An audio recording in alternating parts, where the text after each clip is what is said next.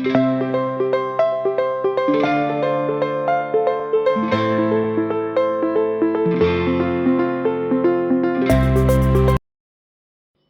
Friends, welcome to Khyati vibes. నేను మీ లక్ష్మి. ఈరోజు మన కిచెన్లో మంచి టేస్టీ హెల్తీగా వెజిటేబుల్ సూప్ ఇంట్లో ఈజీగా ఎలా ప్రిపేర్ చేయాలో చూపించబోతున్నానండి. ఈ వాతావరణంలో ఇలా వేడివేడిగా హెల్తీ సూప్ చేసుకుని తాగితే రిఫ్రెష్గా ఉంటుంది, చాలా బాగుంటుంది.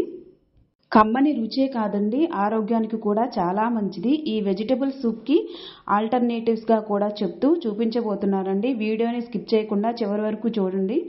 మీరు కూడా ఇలా ఇంట్లో ఓసారి ట్రై చేసి చూడండి, ఇలా చాలా బాగుంటుంది.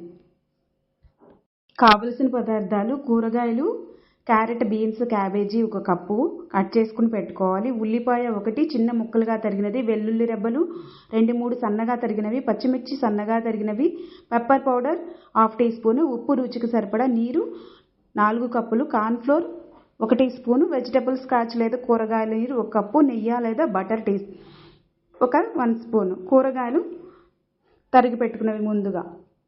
నేను చెప్పినవన్నీ వెజిటబుల్ సూప్కి కావాల్సిన పదార్థాలండి. కానీ ఇప్పుడు ఇన్స్టెంట్గా అవన్నీ మిక్స్ చేసిన ప్యాకెట్స్ వచ్చినాయి కాబట్టి ఆ పౌడర్ని యాడ్ చేస్తే సరిపోతుంది. నేను ఇంట్లో కట్ చేసి పెట్టుకున్న నాకు అవైలబిలిటీలో ఉన్న వెజిటబుల్స్ వేసి ఈ విధంగా కూడా చేసుకోవచ్చు. ఆ ప్యాకెట్ పౌడర్ని కట్ చేసి దీనిలో యాడ్ చేస్తాము.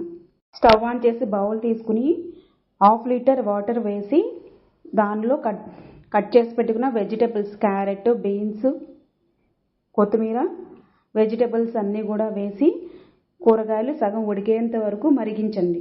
నీటిని లేదా వెజిటబుల్ స్టాక్ని వేయండి. వెజిటబుల్ ఉడికించగా వచ్చిన వాటర్ని వేయండి. ఉప్పు, పెప్పర్ పౌడర్ జోడించి బాగా కలపండి. ఈ విధంగా అవి బాయిల్ అవుతుండగా రుచికి సరిపడా ఉప్పు వేసి బాయిల్ చేయండి. ప్లేట్ మూత పెట్టి 5 మినిట్స్ బాగా మరిగించండి. 5 మినిట్స్ తర్వాత ఈ విధంగా బాయిల్ అవుతాయి.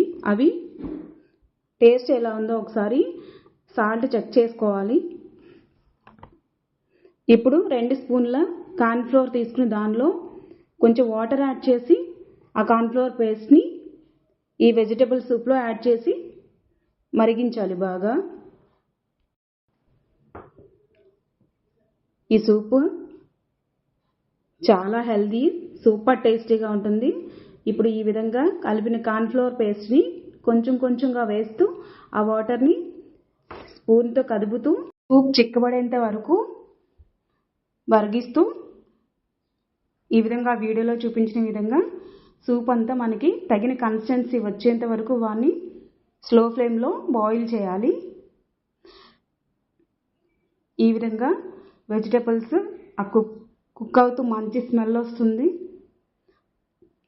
ఈ వెజిటబుల్ సూప్ తాగడం వల్ల జలుబు, దగ్గు అలాంటివి ఏమున్నా సరే చిటికలో మాయమవుతాయి. ఇప్పుడు చూసారా సాల్ట్ తగ్గింది. ఒకసారి సాల్ట్ చెక్ చేసుకుని మరింత సాల్ట్ కొంచెం యాడ్ చేసుకోండి.